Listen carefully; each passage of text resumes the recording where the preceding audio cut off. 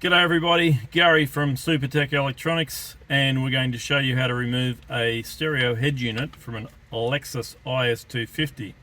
The tools you will need today is a Phillips head screwdriver, a 10mm socket, and a plastic spudger. Alrighty, we'll get started.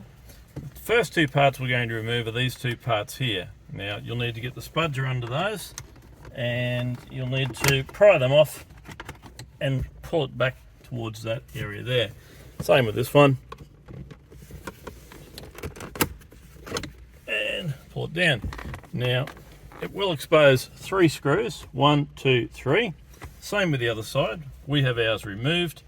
Once you've got those out, you'll need to remove these parts here. Now, once again, you may need the spudger for this part.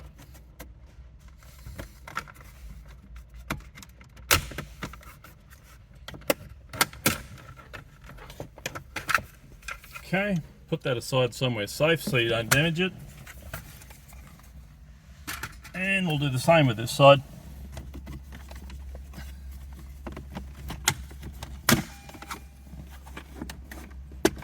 And we'll put that aside.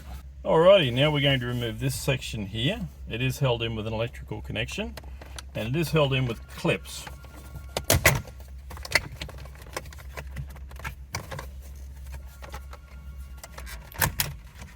Okay, that one's up. Angle it out, and we're just going to disconnect that plug there, and we'll put that somewhere safe as well. And there will be one screw in the side. We'll need to remove that. From there, this whole console will come out. Okay, and we're just going to move it back. We really don't need to take it any further than that. Now, the 10mm socket, this is where we'll need the 10mm socket. There'll be 1, 2, 3, 4 10mm bolts. You'll need to remove those, then the head unit will come out.